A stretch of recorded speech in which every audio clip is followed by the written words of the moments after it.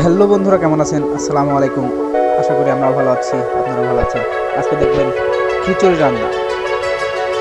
শুরুতেই খিচুড়ি খাওয়ার দাওয়াত রইল। আগুন জ্বালানি প্রক্রিয়া চলছে।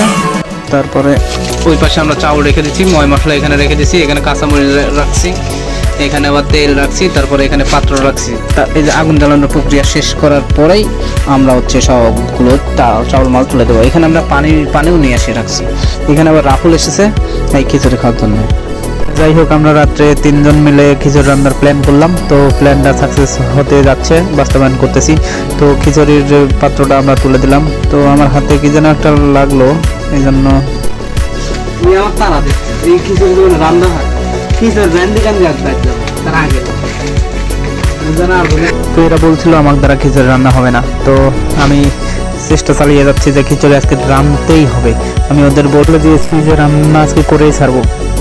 খিচুড়ি রান্না করতে হলে সর্বপ্রথম তেল দিতে হবে, তেল দিয়ে দিছি। তারপরে পেঁয়াজ রসুন মরিচ এগুলো কাটাগুলো দিয়ে দিছি। তারপরে কিছুক্ষণ লাড়ালাড়ি করতেছি। তো করার পরেই আমাদের খিচুড়ি প্রসেসিং চলছে। একা একা খিচুড়ি রান্না করে খাওয়া যে কেই মজা, যারা রান্না করে খাইছে তারাই অন্তত বোঝে। তো শুধু পেঁয়াজ দিলে হবে না, তো আমাদের আরও উপকরণ দরকার। তো মশলাগুলোও আমরা প্যাকেট থেকে বের করে নিচ্ছি, নিয়ে সব এক পাত্রে রেখে দিচ্ছি। কালো ফল সাদা ফল সব সাথে মিশ্রণ করে আমরা এই পাতিলের মধ্যে দিয়ে নাড়াচাড়া করে ভালো মতন তেলে ভেজে নিচ্ছি। ভেজে নেওয়ার পরে খিচুড়ির কালার আসার জন্য আমরা হলুদ দিয়ে দিচ্ছি, মরিচের গুঁড়া দিয়ে দিচ্ছি। এগুলোই হচ্ছে খিচুড়ির আসল উপাদান, যা দেখলেই যেন মুখে জিভে জল চলে আসে। তো সব কিছু দিয়ে দেওয়ার পরে আমরা হালকা কিছু পানি দিয়ে দিলাম। পানি দিয়ে নাড়াচাড়া করার পরে আমরা চাউলগুলো গুঁড়ো করে নিলাম। গুঁড়ো করে নিয়েই আমরা পাতিলের ভিতর ছেড়ে দিলাম। তারপরে হয়ে যাবে চাউলগুলো পাতিলের ভিতর দিলেই আমাদের শেষ উপকরণ দিয়ে দেওয়া শেষ হয়ে যাবে।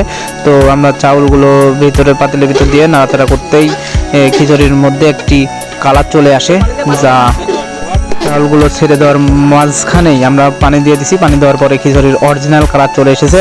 তারপরে আমি নিজে হাতে একটু নাড়াচাড়া করতেছি। বলছিলাম আমি নিজেই রান্না করব, তো আমি নিজেই নাড়াচাড়া করতেছি পাতিলের মাঝখানে। পাতিলের ভিতরে যে খিচুড়ি আছে, খিচুড়িগুলো আমি নিজেই রান্না করতেছি। নাড়াচাড়া করতে করতেই আমাদের খিচুড়ি মোটামুটি শেষের দিকে। দারুণ খিচুড়িগুলো হয়ে গেছে। আমাদের রান্না শেষ হয়ে গেছে। তো আমরা খাওয়ার পথেও চলে আসছি। এই তো খাওয়া শেষ শুরু করলাম। নিজ হাতে রান্না করা খিচুড়ি যে এত মজা, এর পুরো কোনো মজা নেই। সেই মজা, সেই লেভেলের মজা আর সেই স্বাদ।